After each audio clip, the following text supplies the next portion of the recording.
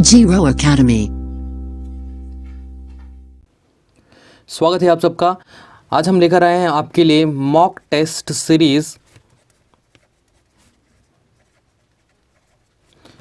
Second year student के लिए। सारे ट्रेड के जो बच्चे हैं उन सब के जो सेकेंड ईयर में पढ़ रहे हैं उन सब के लिए है ये मैथ्स कॉमन है आपका। जैसा कि हमने फर्स्ट ईयर का वीडियो अपलोड किया हुआ है, कुछ उसी तरीके से सेकेंड ईयर के 25 क्वेश्चंस हम सॉल्व करने वाले हैं। ये सारे क्वेश्चंस आपके निम्मी में अवेलेबल हैं। मैं कोई सा भी बाहर का क्वेश्चन नहीं दे रहा हूँ, वही सारे क्वेश्चंस हम प्रैक्टिस करेंगे जो आपके निम्मी में अवेलेबल हैं। क्लियर है आपको?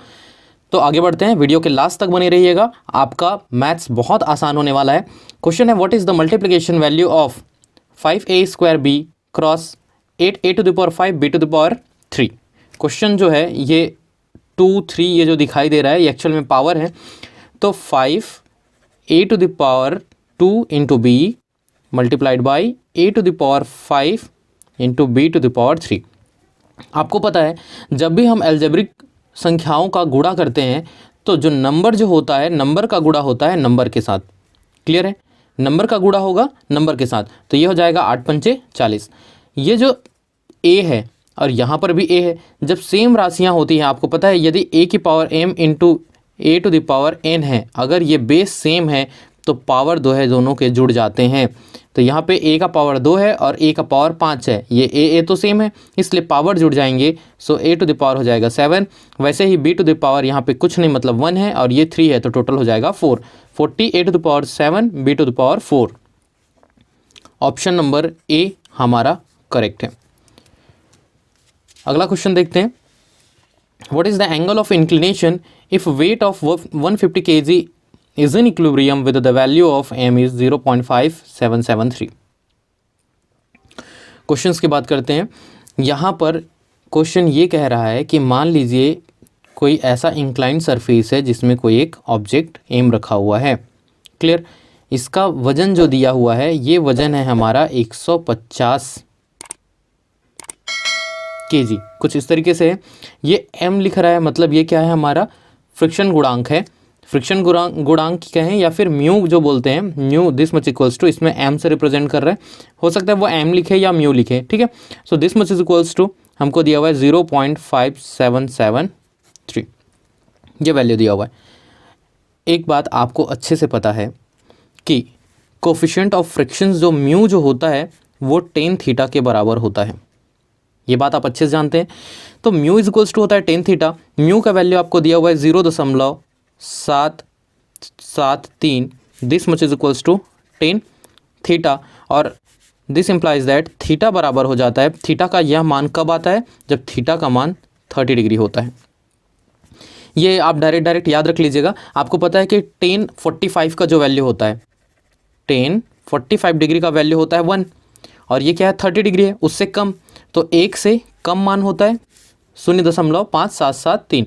और एक और वैल्यू का जनरली पूछा जाता है 60 डिग्री के लिए, तो tan ये हो जाता है 60 डिग्री, तो इसका भी वैल्यू आप याद रख लीजिएगा, ये होता है 1.732।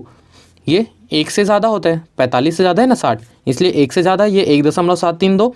तो अगर ये वैल्यू पूछता है तो आप सीधा आँख बंद करके 60 डिग्री लगा दीजिए, 1 है तो 45 लगा दीजिए, अगर ये वैल्यू दिया हुआ है तो 30 डिग्री लगा दीजिए। क्योंकि हर बार आपको टेबल नहीं दिया जाता है, जो इसका ट्रिग्नोमेट्रिक टेबल जो होता है वो आपको जनरली मिलता नहीं है, तो इसलिए बेहतर है कि आप ये जो 2-3 वैल्यू है आप इसको याद रख लो, आपके लिए ज़्यादा आसान हो जाएगा। यहाँ पे एंगल ऑफ इंक्लिनेशन या झुकाव का कोण पूछा था, ये जो थीटा है इसका मान हमारा कितना आ जाएगा 30 डिग्री, ऑप्शन नंबर ए। अगला है, what is the value of x if, माफ़ कीजिएगा क्वेश्चन जो थोड़ा है वो अधूरा सा है। क्वेश्चन जब जनरेट किया गया है तो वहाँ से सही क्वेश्चन आ नहीं पाए, यहाँ पे कुछ क्वेश्चन ही हमको नहीं मिल पाया, तो हम आंसर कहाँ से बता पाएंगे। सो अगले क्वेश्चन की ओर बढ़ते हैं। What is the diameter of a circle if the circumference is 31.4 centimetre. आपको डाया पूछ रहा है, ये रहा आपका वृत्त, ये हो गया इसका डाया, और क्वेश्चन में आपको दिया क्या है सर्कमफ्रेंस। सर्कमफ्रेंस मीन्स पेरीमीटर, इसका p दिया हुआ है जो कि फॉर्मूला होता है 2πr, और 2 इंटू r जो होता है वो d के बराबर होता है, तो इसको हम लिख सकते हैं पाई इंटू डी। तो पाई इंटू डी का मान हमें दिया हुआ है 31.4 सेंटीमीटर में। क्लियर है? किस में दिया हुआ है, ये हमारा सेंटीमीटर में दिया हुआ है, और हमें पूछ रहा है डी का वैल्यू। पाई आपका कांस्टेंट है जिसका मान आपको पता है, तो डी बराबर क्या हो जाएगा 31.4 डिवाइडेड बाई पाई, ये पाई इधर डिवाइड हो जाएगा अपॉन पाई, इस तरीके से इसको नीचे ले आएंगे। क्लियर है। पाई का जो वैल्यू है आपको पता है कि या तो आप पाई का वैल्यू 22/7 लेते हो या तो फिर आप 3.14 लेते हो। तो मैं इस साइड लिख देता हूँ, तो d इज इक्वल्स टू हो जाएगा हमारा 31.4। अगर मैं इसको इस डेसिमल को हटाऊंगा तो यहाँ पे आ जाएगा 1 और उसके बाद एक संख्या है इसलिए हो जाएगा 0। इसके डिवाइड में करना है हमको 3.14, ये पॉइंट के कारण मैं लिखूँगा 1 और इसके बाद 2 संख्या तो 2 शून्य। ठीक है, ये पाई का मान है, आप यहाँ से 0 0 कटा दीजिए, सेम है, कट जाएगा, तो d इज इक्वल्स टू हो जाएगा 10। देखिए ये आपका सेंटीमीटर में दिया था इसलिए आंसर आपका सेंटीमीटर में आएगा, option number B correct. What is the coefficient for a friction for pulling a load of 400 kg by a force of 40 kg। हमारा जो क्वेश्चन है कोई मान लीजिए एक ऑब्जेक्ट इस तरीके से रखा हुआ है, ये है 400 किलो का और इसको कितना बल लगा के खींचा जा रहा है 40 kg का। क्लियर है। अब आपको पता है कि ये जितना इसका जो वज़न होगा वही डाउनवर्ड डायरेक्शन पे जाएगा। ठीक, अच्छा एक और बात आप समझिएगा, जनरली हम क्या बोलते हैं कि कोई ऑब्जेक्ट ऐसा एम मास का रखा हुआ है तो नीचे की ओर इसका कितना फोर्स लगता है mg। हम ऐसा न्यूटन के केस में जब लेते हैं तब हम ऐसा बोलते हैं, लेकिन आप देखिए यहाँ पे फोर्स जो दिया गया, बल जो दिया है वो भी केजी में दिया हुआ है, केजी में दिया हुआ है। इसका मतलब ये है कि यहाँ पे जो आपको जो क्वेश्चन जो दिया गया है वो ग्रेविटेशनल यूनिट दिया हुआ है, तो यहाँ पर फोर्स भी आपका न्यूटन नहीं केजी में है, तो इसका मतलब अगर ये फोर्स है तो ये भी फोर्स को ही शो कर रहा है। तो आपको इसमें जो mg जो ये जो लगाना पड़ता है उसके लिए आप सीधा क्या बोलोगे, इसका जो कितना बल नीचे की ओर लगा रहा है सीधा 400 kg का लगा रहा है। ऐसा कब करते हैं, जब ग्रेविटेशनल यूनिट लेते हैं तो उसमें इस g के मान को कंसिडर नहीं करते हैं। आपने यूनिट सिस्टम वीडियो देखा होगा, उसमें हमने बहुत अच्छे से एक्सप्लेन किया हुआ है। तो जितना नीचे की ओर लग रहा है उतना ही ऊपर में रिएक्शन फोर्स लगेगा, आर जिसे कहते हैं या फिर उसको नॉर्मल फोर्स कहते हैं, तो किसके बराबर होगा, इतना ही बराबर होता है। इक्विलिब्रियम कंडीशन में ऊपर और नीचे दोनों बराबर होते हैं।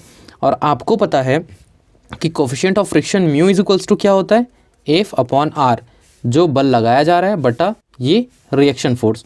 तो बल कितना लगाया गया 40 kg का और रिएक्शन है इसका 400 kg का, kg कट जाएगा, एक 0 कट जाएगा और 4 से ये 4 कट जाएगा, तो ये हो जाएगा 1/10। और 1/10 को डेसिमल में कैसे लिखेंगे 0.1, कुछ इस तरीके से। ऑप्शन नंबर है हमारा C correct. What is the principal amount deposited if the maturity proceeds to an amount of 25,000 and interest earn is 6,000। सीधा सा है, क्वेश्चन में आपको पूछ क्या रहा है, सबसे पहले आप ये देखिए, क्वेश्चन ने पूछा है मिश्र धन क्या होगा, अमाउंट पूछ रहा है। आपको पता है कभी भी मिश्र धन बोलता है चाहे वो साधारण ब्याज के लिए हो चाहे वो चक्रवृद्धि ब्याज के लिए हो, अमाउंट या मिश्र धन बराबर होता है जो पहले से जो प्रिंसिपल था प्लस वो और उसके बाद उसका इंटरेस्ट, मतलब मूलधन प्लस ब्याज जो होता है वो मिश्र धन के बराबर होता है। बात समझ में आ रही है, ये क्या है मूलधन और ये है ब्याज, चाहे वो कोई सा भी ब्याज हो, चाहे साधारण ब्याज हो या चक्रवृद्धि ब्याज हो, मूलधन के साथ यदि ब्याज जोड़ते हैं तो वो कहलाता है हमारा मिश्र धन। हमें मिश्र धन पूछ रहा है क्वेश्चन में। देखिए मूलधन वो पहले ही बता दिया है कि मूलधन है 25,000 प्लस मिलने वाला ब्याज है आपका 6,000। तो भाई सीधी सी बात है, मिश्र धन निकालने के लिए क्या करना है, इन्हीं दोनों को ही तो जोड़ना है। जोड़ेंगे कितना हो जाएगा 25 6 31, 31,000। ऑप्शन नंबर ए हमारा करेक्ट होगा। नेक्स्ट क्वेश्चन है, what is the length of arc of a sector whose radius is 3.6 centimetre and angle is 36 degree. Correct, ये कुछ इस तरीके से बनता है। मान लिए सेक्टर ऑफ सर्कल की बात करते हैं, ये कुछ ऐसा है, ये बनाया थीटा, ये है आपका आर्क ऑफ सेक्टर जिसको हम एल से रिप्रेजेंट करते हैं, ये वाली लंबाई को, और ये जो है इसका ये होता है रेडियस, ये और ये दोनों सेम होते हैं, ये रेडियस है ये सेम होते हैं। अब आपको पता है इन तीनों के बीच में संबंध क्या होता है, ये L इज इक्वल्स टू होता है R इंटू थीटा। लेकिन ध्यान रखने वाली बात ये है कि फॉर्मूला तो हर किसी को पता है कि L is equals to R into theta होता है। क्वेश्चन में वैसे भी L का वैल्यू पूछा हुआ है, क्षेत्र की चाप की लंबाई बतानी मतलब L बतानी है। तो लोग क्या करेंगे, रेडियस कितना है हमारा 3.6, रेडियस है 3.6 इंटू थीटा का मान कितना है हमारा 36। तो ये लंबाई बराबर हम सीधा सीधा इस तरीके से मल्टीप्लाई कर देते हैं, ये इसको हटा के यहाँ पे, क्लियर है। लेकिन जब हम ऐसा करते हैं तो हमारा जो आंसर है वो करेक्ट नहीं आता है, यहाँ पे हम फंस जाते हैं, ये गलत हो जाता है। गलत क्यों होता है? क्योंकि हम ये बात ध्यान में नहीं रख पाते कि ये जो थीटा जो है, ये जो है ये डिग्री में नहीं रेडियन में होना ज़रूरी है। किस में होना ज़रूरी है? रेडियन में। मतलब आपको अगर वो डिग्री में दिया है तो उसको पहले कन्वर्ट करना पड़ेगा रेडियन में। बात समझ में आ रही है? मैक्सिमम लोग ये गलती करते हैं, इसलिए मैं बार बार इस चीज़ को बोल रहा हूँ कि एंगल जो होता है वो रेडियन में होना चाहिए। तो आपको रेडियन में कन्वर्ट करना आना चाहिए। इसके लिए आपने मेरा ट्रिग्नोमेट्री का वीडियो तो देखा ही होगा, तो आप बहुत अच्छे तरीके से जानते हैं कि रेडियन में कन्वर्ट करना है तब हम वैल्यू को किस तरीके से चेंज करते हैं।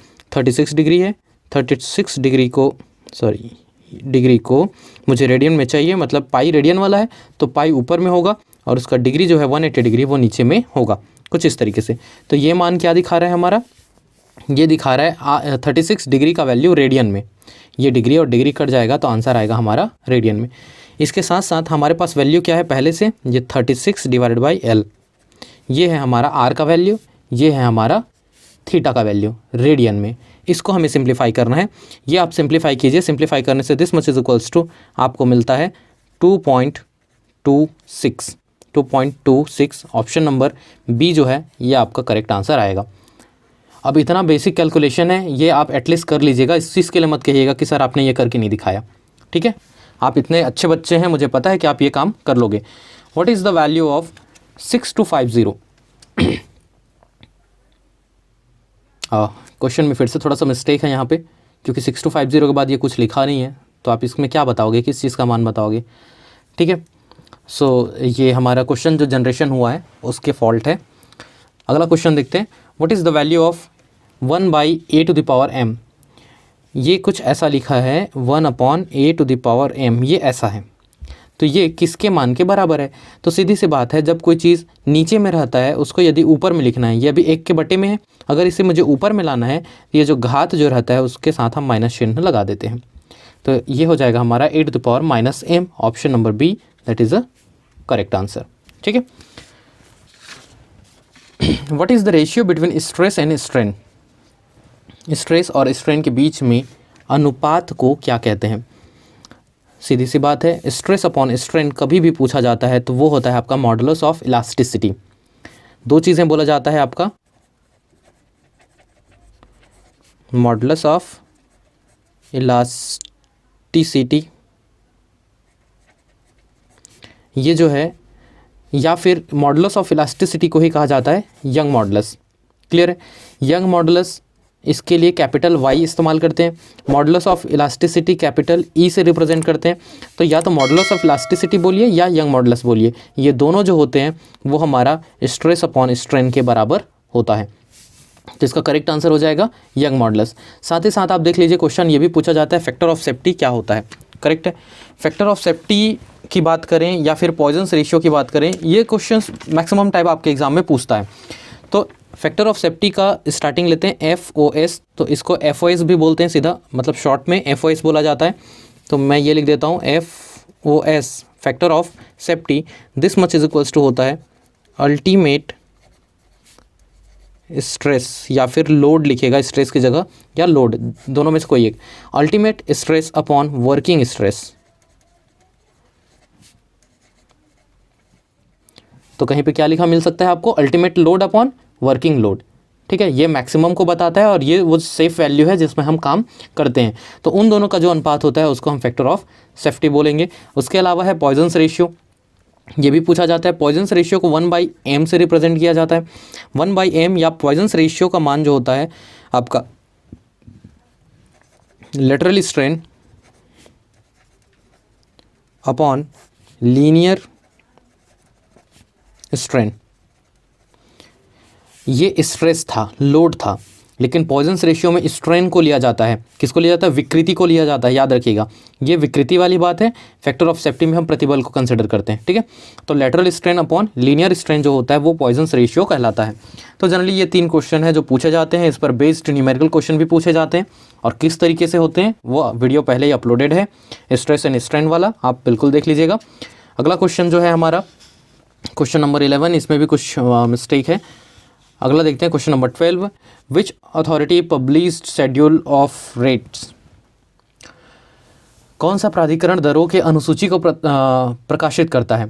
देखिए, दरों की अनुसूची की यदि बात आती है तो ये काम कोई इंडिविजुअल व्यक्ति नहीं करेगा या ना ही इसको कोई कॉरपोरेट करेगा। उसके अलावा कोई पार्टनरशिप जो फर्म है वो तो बिल्कुल भी नहीं करेगी। ठीक है, तो कौन काम करेगा, ऐसा काम जो कर सकता है वो है हमारा गवर्नमेंट डिपार्टमेंट। ठीक, क्लियर है। तो आंसर क्या हो जाएगा हमारा, government department. What is the total labour cost. Question जो है हमारा अगला, लेबर चार्ज हमको बताना है for a particular wiring work completed in 2 days। हमको 2 दिन में काम निपटाना है, जबकि काम कौन कौन कर रहे हैं, एक इलेक्ट्रीशियन कर रहा है और उसका एक हेल्पर कर रहा है। इलेक्ट्रीशियन एक दिन का लेता है 800 रुपये और हेल्पर लेता है एक दिन का 400 रुपये। तो इलेक्ट्रीशियन काम कर रहा है प्लस हेल्पर काम कर रहा है। इलेक्ट्रीशियन ले रहा है 800 एक दिन का, हेल्पर ले रहा है 400 एक दिन का, तो टोटल कितना हो गया, 1200 एक दिन का। अब इतना बेसिक तो आप सब जानते हैं। ठीक है, और एक दिन का काम इतना है और 2 दिन में काम ख़त्म कर रहे हैं, तो ये एक दिन का, तो 2 दिन का के लिए क्या करोगे, गुणा 2, मतलब 2400 रुपीज़। तो इतना आपको लगेगा 2400 रुपये। अब ये सब तो आप चुटकी बना दोगे, ये सब मैथ्स के नाम पे पढ़ाने वाली तो कोई बात ही नहीं है। ठीक है, which AI rules are to be verified on completion of wiring on any new installation. ये आपका एस्टिमेशन एंड कॉस्टिंग का टॉपिक का लिया गया है, जिसका वीडियो आपके पास अपलोडेड है। तो इसका आंसर जो करेक्ट जो होगा वो होता है AE rules 1956। A answer is a correct. ठीक है, अगला क्वेश्चन है, which state of equilibrium example is a cone resting on it tip. Question ये कह रहा है कि आपके पास यदि एक कोन है, रेस्टिंग ऑन टिप बोल रहा है, टिप नीचे होगा, ये ऐसा एक कोन है। अच्छा, कोन से अगर ये ऐसा है तो गड़बड़ा गया, ये ऐसा भी एक कोन बन सकता है, ये कुछ इस तरीके से, वो ऐसे आराम कर रहा है। या तीसरा केस क्या हो सकता है कि भाई उसको ऐसे आराम करने का मन कर रहा है, वो ऐसे आराम कर रहे हैं। ये 3 कंडीशन हो सकते हैं जहाँ पे एक कोन को हम रख सकते हैं। हमें ये बताना है कि इसमें से कौन सा जो कंडीशन है वो स्टेबल वाला है, कौन सा अनस्टेबल है। क्लियर, क्वेश्चन जो पूछ रहा है, क्वेश्चन इसकी बात कर रहा है, अपनी नोक पर विश्राम करता है, ये नोक पे विश्राम करता है। तो ये वाला जो कंडीशन है, इस चीज़ को पहले जानने के लिए आप ये समझ जाओ कि स्टेबल कब होता है, कोई भी ऑब्जेक्ट जो है वो स्टेबल कब होगा। तो उसका पहला चीज़ ये होता है कि अगर कोई एक लाइन जो इसके टिप, ये एपेक्स जिसको बोलते हैं, इस एपेक्स यदि मैं एक लाइन खींचता हूँ तो वो इसके एपेक्स से जाने वाली लाइन इसके सेंटर ऑफ ग्रेविटी से गुजरता हो और ये जो बेस लाइन जो है उस पर 90 डिग्री बनाता हो। 90 डिग्री नहीं बोल के हम ये भी कह सकते हैं कि ये इसके बेस लाइन को बाइसेक्ट करता हो, द्विभाजित करता हो। अगर ऐसा कंडीशन है तो ये पहला कंडीशन था, इसके हिसाब से वो क्या होगा, स्टेबल होगा। दूसरा कंडीशन इसमें हम क्या बोलते हैं, अभी मैंने क्या कहा, जो एक स्ट्रेट लाइन एपेक्स और सेंटर ऑफ ग्रेविटी से होता हुआ उसके बेस को 2 भागों में डिवाइड करता हो। दूसरा कंडीशन ये कहते हैं कि इसका जो बेस जो होता है, ये बेस जो रहता है ये चौड़ा होना चाहिए। ठीक, दूसरा कंडीशन हमने क्या कहा कि बेस जो है वो चौड़ा होना चाहिए। और तीसरा कंडीशन हम ये कहते हैं कि ये जो बेस जो है, ये बेस का जो मास है वो इसके अपर पार्ट के मास से ज़्यादा होना चाहिए। क्लियर है। अच्छा, जब इसकी बात आई है तो मैं आपको फिर से बता दूं कि मैंने सेंटर ऑफ मास या सेंटर ऑफ ग्रेविटी का वीडियो अपलोड किया हुआ है, निम्मी क्वेश्चन वाले, जिसमें क्वेश्चन पूछा गया था कि सेंटर ऑफ मास जो है,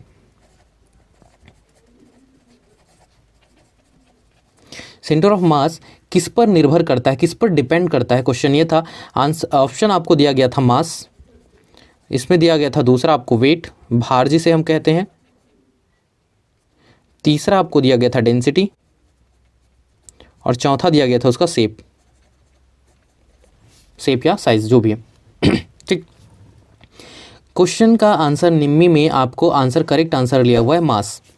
मैं आपको बता दूं कि सेंटर ऑफ मास पे तो डिपेंड करता है, इस बात पे कोई शक नहीं, लेकिन मास में जो डिपेंड करता है वो जी पे वो वेट पे भी तो डिपेंड करेगा। ठीक है, जहाँ पर भी एम लगता है वहाँ पे जी तो लगता ही है, मतलब जहाँ पे भी एम लग रहा है उसके साथ तो जी लगता है, और एम जी क्या है, हमारा वेट है। मैंने उसका आंसर लिया था शेप, जिसमें बहुत से लोगों को परेशानी हो रही है। मैं आपको ये बता दूं कि मान लीजिए आपके पास एक ये रॉड है, ये एक वायर, समझ जाइए आप, ये एक वायर है, इसका मास मान लीजिए 5 किलोग्राम है, ठीक है।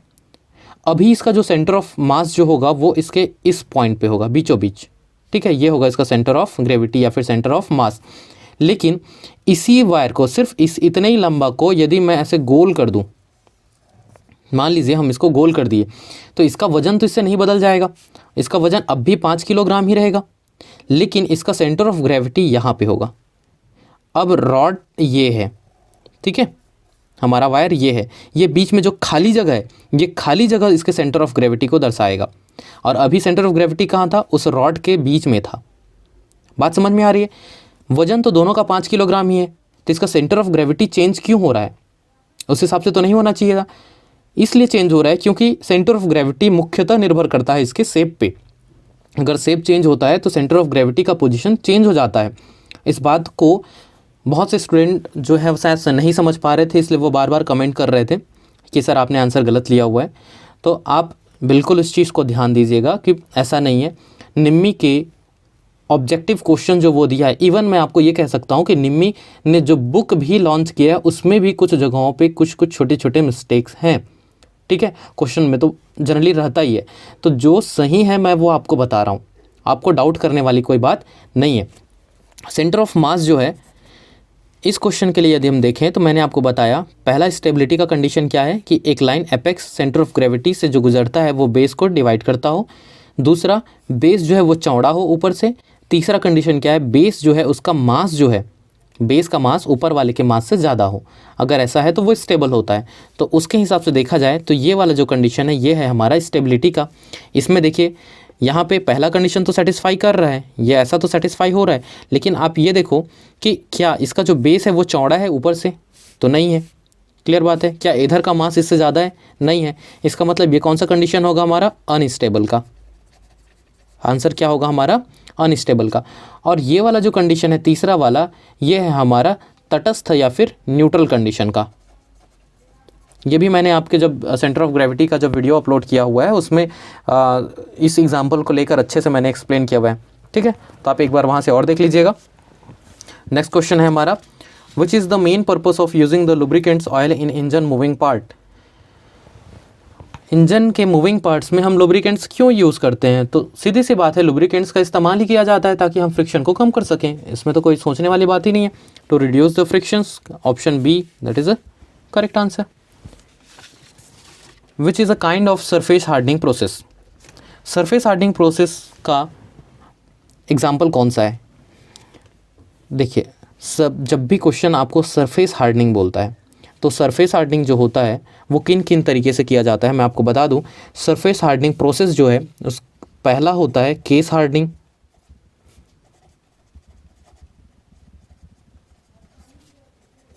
दूसरा है आपका नाइट्राइडिंग, तीसरा है आपका फ्लेम हार्डनिंग,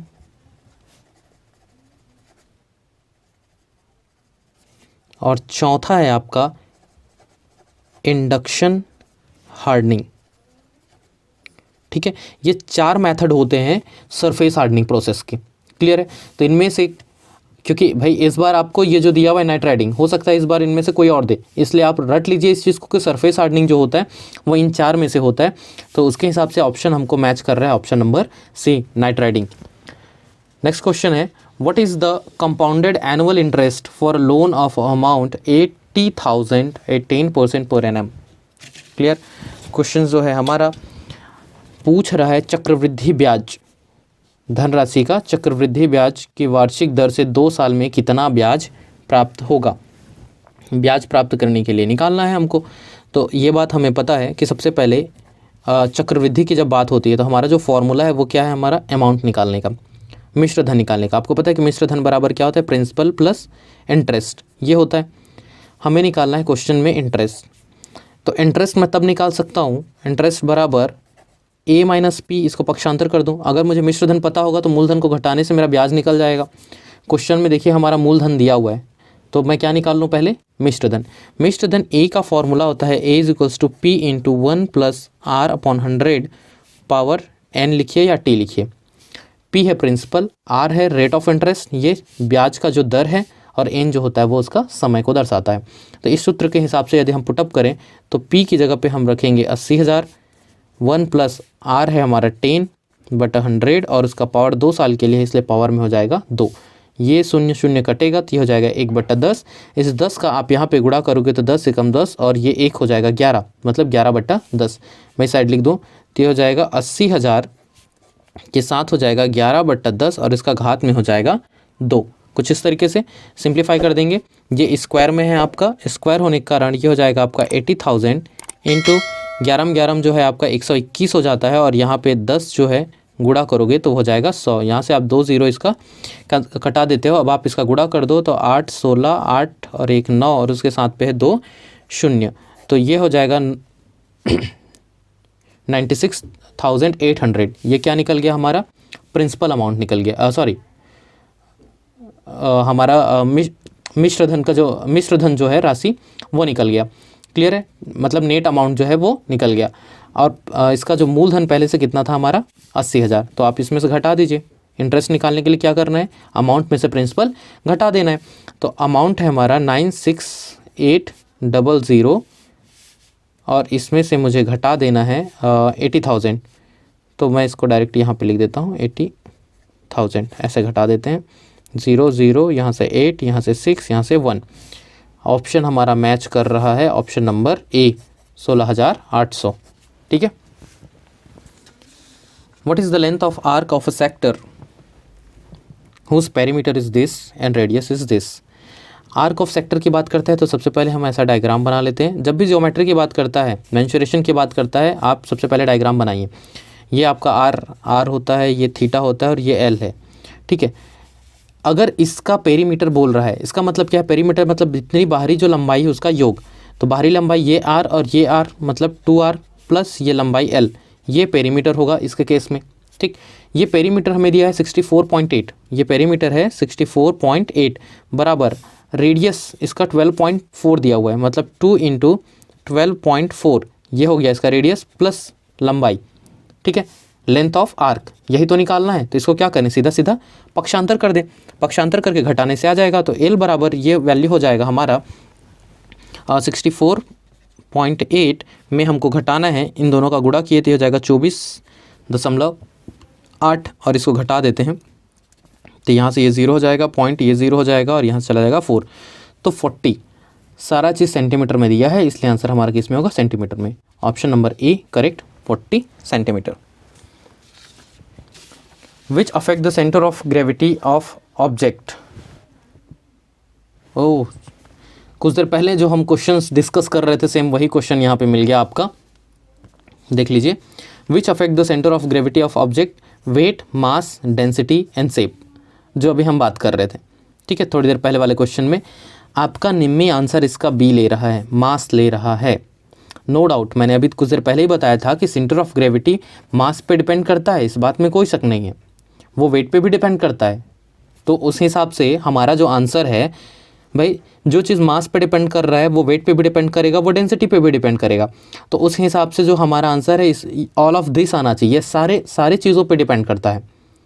लेकिन इनमें से भी मुख्यतः डिपेंड करता है, उसके लिए मैंने आंसर लिया था शेप को। और मैंने आपको थोड़ी देर पहले ही बताया था कि शेप कैसे होगा, कि शेप इसलिए होता है कि हम किसी एक रॉड को ले रहे हैं जिसका मास m है और अब इसका सेंटर ऑफ ग्रेविटी यहाँ पर है, लेकिन इसी को यदि हम गोला बना देते हैं, इसका मास अब भी वही है, अब इसका सेंटर ऑफ ग्रेविटी यहाँ पे होगा, तो सेंटर ऑफ ग्रेविटी चेंज हो गया।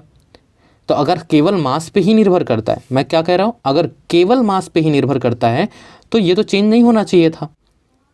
मास सेम होने के बाद भी यदि चेंज हो रहा है, इसका मतलब वो ज़्यादा किस पे निर्भर कर रहा है, उसके शेप पे निर्भर कर रहा है।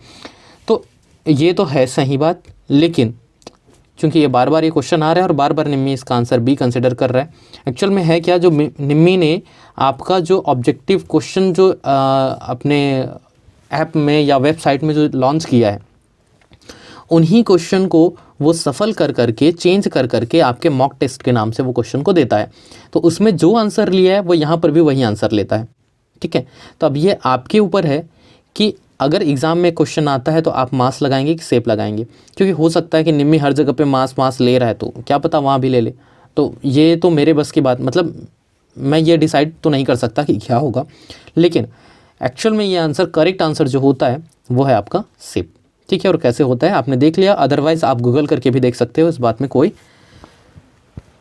दिक्कत वाली बात नहीं है। अगला क्वेश्चन देखते हैं, what is the force required to move a body of a mass 1000 kg if coefficient of friction is 0.4।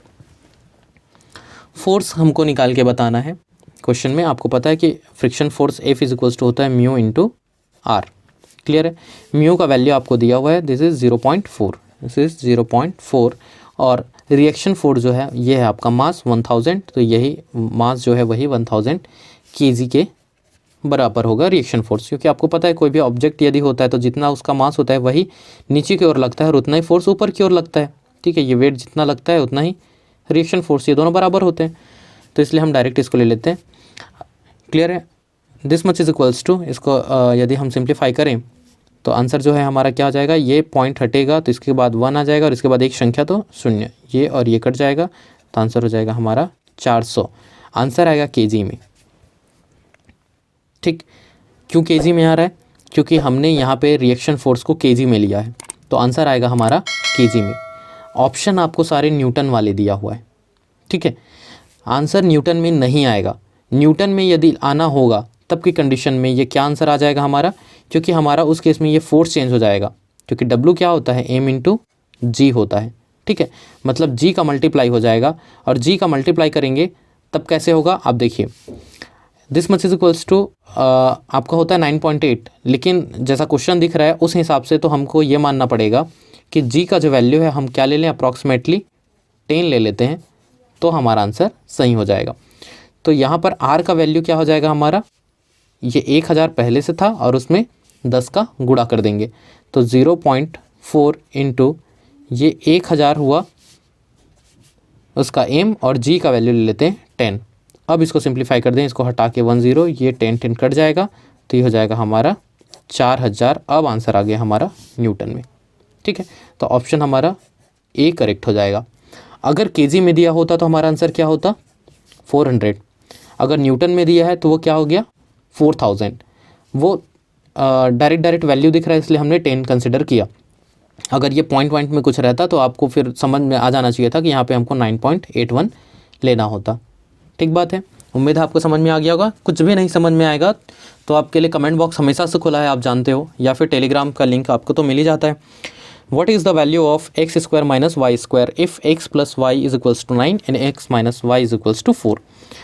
भाई सीधा सा क्वेश्चन है, x² minus Y square, x² minus Y square formula होता है x plus Y into X minus Y. इतना आसान सा तो प्रश्न है। x प्लस वाई को बोल रहा है 9 है और माइनस वाले को बोल रहा है 4 है। ठीक है, तो इन दोनों का मल्टीप्लाई कर दो, तो x² माइनस वाई स्क्वायर का मान हो गया 36। Option number C, that is 36। ठीक बात है, बहुत ही आसान था। क्वेश्चन है, what is the diameter of a semi circle if the circumference of a semi circle is 21.98 centimetre. Good, सबसे पहले सेमी सर्कल बोला तो आप बना लो एक सेमी सर्कल, ये हो गया सेमी सर्कल। ठीक, ये है इसका डाया डी। क्लियर, इसका पेरीमीटर क्या होगा या सर्कमफ्रेंस क्या होगा, तो ये लंबाई प्लस ये लंबाई। ठीक है, तो टोटल अगर पेरीमीटर होता है टोटल का तो वो हम क्या लेते हैं, पाई इंटू डी, या फिर आप ऐसे जानते हो 2πr होता है। ठीक, या इसी चीज़ को हम 2 इंटू आर को हम लेते हैं तो ये क्या हो जाता है, पाई इंटू डी। ये पूरे सर्कल का होता है, लेकिन आधा का अगर बात कर लेंगे, सेमी की बात कर रहे हैं तो हम क्या कर देंगे, इसको पाई डी बाई 2 ले लेंगे आधा के लिए, तो वो कितना निकल गया, ये वाला, प्लस ये लंबाई भी तो है और ये कितना है, डी, तो इसमें हम प्लस डी कर देंगे, तो ये हो जाएगा हमारा इस सेमी सर्कल के लिए सर्कमफ्रेंस। क्लियर है, डी आप कॉमन निकाल दीजिए तो हो जाएगा पाई बाई 2 + 1 बराबर सर्कमफ्रेंस का वैल्यू दिया हुआ है 21.98। हमें क्वेश्चन में निकालना क्या है, डायमीटर क्या होगा, ये डी क्या होगा, तो सीधी सी बात है, इसको सीधा सीधा इधर पक्षांतर कर देते हैं और पक्षांतर करके हम इसको सिंप्लीफाई कर देते हैं तो हमारा आंसर आ जाएगा। ये है हमारा 22/7 होता है पाई का मान, तो मैं इसको 1 मिनट, ये है 22/7, तो ये हो जाएगा 22/7 और ये 2 तो हो जाएगा 14 + 1 डी बराबर, और इधर पे है 21/98 और ये दशमलव हटाएंगे तो 1 और उसके बाद 2 0, 2 संख्या होने के कारण। ठीक है, ये सिंप्लीफाई कर देते हैं। सिंप्लीफाई करने से ये हो जाएगा 14 का गुणा यहाँ पे होगा और उसके बाद उसको इससे जोड़ेंगे तो ये हो जाएगा 36। तो डी बराबर मैं सीधा पक्षांतर करके लिखूँ 2198 डिवाइडेड बाई 100 इंटू ये कितना आ जाएगा इन दोनों को ऐड करने के बाद 36 डिवाइडेड बाई 14। तो पक्षांतर करूँगा तो 14 ऊपर चला जाएगा और नीचे में कितना आ जाएगा 36। ये अब सिंप्लीफाई कर दीजिए। सिंप्लीफाई करने से आंसर आ जाएगा हमारा 8.55 सेंटीमीटर में दिया हुआ था इसलिए हो जाएगा सेंटीमीटर। ऑप्शन नंबर ए हमारा करेक्ट हो जाएगा। अगला क्वेश्चन है what is the name called biggest chord of a circle. चक्र का सबसे बड़ा चाप को, चक्र मतलब ये सर्कल की बात कर रहे हैं, ये ऐसा सर्कल है, ये जो ऐसा लाइन जो खींचा जाता है, ठीक है, जो इसके दो पॉइंट को, इसके ये जो बाहर वाली जो सतह है इसके दो पॉइंट को जो कट करने वाली जो रेखा होता है उसको ही हम उसका चाप कहते हैं। तो सबसे बड़ा चाप कब होगा, जो इसके सेंटर से होता हुआ गुजरेगा। तो जो सेंटर से होता हुआ गुजरता है उसको हम बोलते हैं उसका व्यास या फिर डायमीटर। तो आंसर हमारा क्या हो गया, correct answer diameter. What is the value of x if 13 + x = 20। अब इससे इजी सवाल तो आपको जीवन में कुछ नहीं मिलने वाला है। दिस मच = 20, ये इसके साथ प्लस में है तो इधर जाके पक्षांतर होगा तो 20 - 13 प्लस में है इसलिए जाने के बाद माइनस हो गया, 20 में से 13 घटा के आप आंसर ले आते हैं B 7। करेक्ट है। ये था आपका लास्ट क्वेश्चन, क्वेश्चन नंबर 25। उम्मीद है आपको सारा चीज़ समझ में आया होगा।